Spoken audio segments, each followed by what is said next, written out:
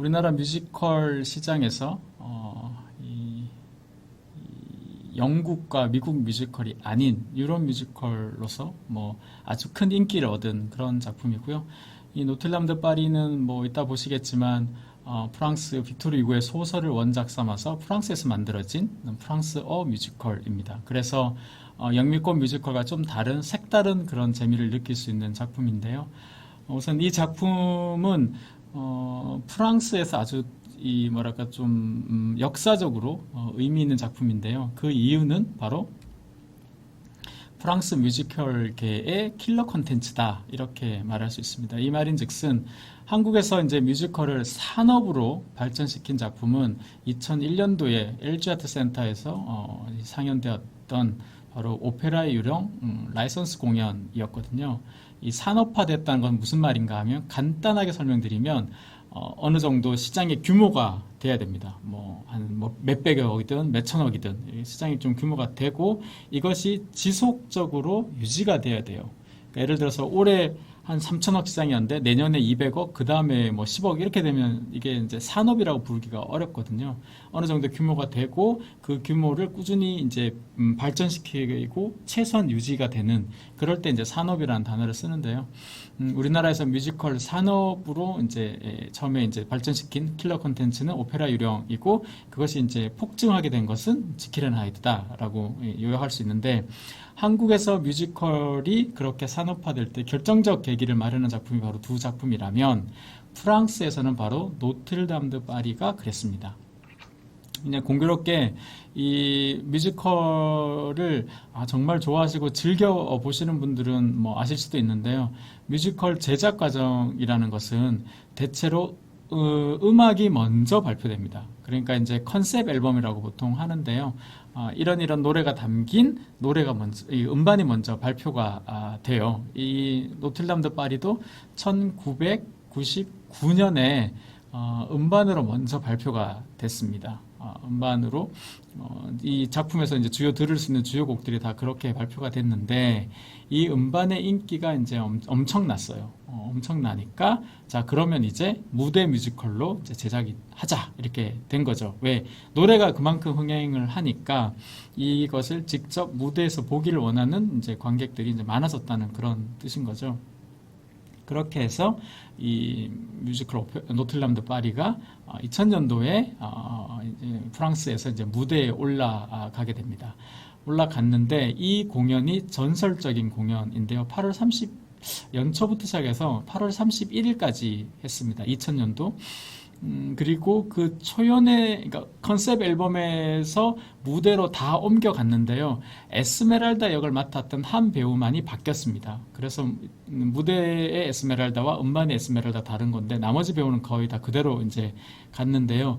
이 배우들이 그 무대 초연이 끝났을 무렵에는 너무 몸값이 올라서 앵콜 공연이나 그 후에 어떤 공연에서도 이 초연의 배우들이 다시 모이지를 못했어요. 그만큼 정말 너무나 놀라운 인기를 얻었던 작품이고 프랑스에서 사실 뮤지컬이라는 장르가요.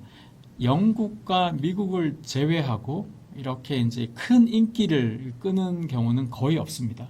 이제 일본 같은 경우는 음악극 전통이 자기네 음악극 전통이 있다 보니까 그것이 이제 자기네만의 방식으로 유지가 돼요. 극단시키나 이러는 걸 통해서. 하지만 일본에서 만들어진 뮤지컬이 다른 나라에서 수출돼서 잘 되는 경우는 거의 없습니다. 그게 좀 다른 부분이고 영국과 미국에서 만든 뮤지컬들이 대부분의 이제 뮤지컬 작품을 차지하는데요. 이렇게 이 영국과 미국을 제외하고 물론 이제 독일 같은 경우도 이제 음악극 전통이 있고 뮤지컬 수입국으로서 이제 그걸 유지하지만 대체로는 이제 영미권입니다. 그런데 2000년도에 프랑스하고 이제 한국 2001년도지만 한국은 2000년대 초반에 이렇게 뮤지컬이 산업적으로 발전한 거의 유일한 나라가 프랑스하고 한국이에요. 그런 면에서 좀 되게 재미난 그런 비교가 되는데 한 가지만 이제 더 부가적으로 설명을 드리면 한국에서는 뮤지컬이 라이선스 뮤지컬, 오페라 유령이나 지킬 앤 하이드 같이 라이선스 뮤지컬로 시장이 확대되고 발전해 와서 지금도 라이선스 뮤지컬이 좀 대극장 그리고 주요 작품으로 자리 잡고 있다면 프랑스는 프랑스어 뮤지컬 즉 노틀담 드 파리가 바로 자기네가 만든 뮤지컬 지금 우리말로 하면 그냥 창작 뮤지컬인 거죠. 그 창작 뮤지컬로 프랑스의 뮤지컬 산업을 일으켰기 때문에 한동안은 프랑스에서 만든 뮤지컬들이 주요 작품 대극장을 이제 점령하다가 점차적으로 이제 영미권의 아주 중요한 작품들을 라이선스화해서 발표하고 있다 이렇게 볼 수 있습니다. 그래서 프랑스 뮤지컬계의 킬러 콘텐츠라고 이제 불리는 작품이 이 노틀담 드 파리인데요. 노틀담 드 파리는 제가 레미제라블 때 지나가면서 말씀드렸지만 레미제라블이 모든 것이 완벽한 뮤지컬로 보통 불립니다. 그래서 인간들이 모여서 신의 경지의 작품을 만들어낸 것이 이제 레미제라블이라고 그냥 비유적으로 그렇게 얘기하는데요.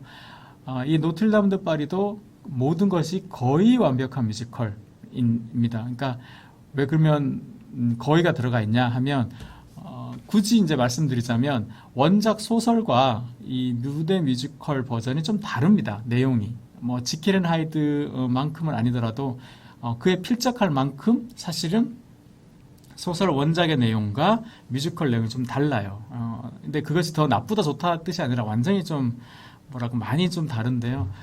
그런 면에서 이제 이 원작의 어떤 아우라나 내용을 좀 충분히 살리는 어떤 레미제라블하고 좀 보는 관점에 따라서 좀 다르고 좀 부족하다라고 느끼는 사람들도 있어서 이제 그렇게 말씀드렸고 뮤지컬 자체로만 본다면 뭐 거의 완벽하죠. 이 작품은 심지어는 스펙타클마저 화려합니다.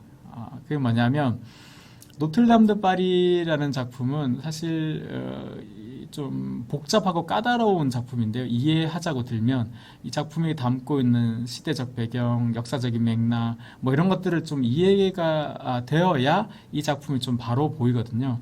그런데 그것을 전달하기 위해서는 좀 뭐라 그럴까요? 상대적으로 좀 많은 양의 대사라든가 설명이 좀 필요하겠죠. 뭐 이런 시대였고 뭐 그런 배경이었고 이런 것들이 그런데 그렇게 이제 드라마를 전개하다 보면 좀 지루해질 수 있습니다. 좀 늘어질 수 있고 그러면 정적인 그런 뮤지컬이 될 수 있는데 노틀담 드 파리 이 연출진들은 그것을 어떻게 극복하냐 하면 중간중간에 아주 그 역동적인 장면들 그러니까 예를 들어서 뭐 아크로바틱, 뭐 서커스, 뭐 현대무용, 뭐 스트릿 댄스 뭐 이런 것들 굉장히 좀 단순히 그냥 무대 뮤지컬에서 보던 그냥 안무 정도가 아니라 정말 파격적인 하나의 그 액션씬에 버금갈 만큼 그런 어떤 장면들이 여기에 중간중간에 계속 넣어서 사람들한테 어떻게 보면 강약 조절 같은 그런 것들이 잘 이루어져 있습니다. 그런 면에서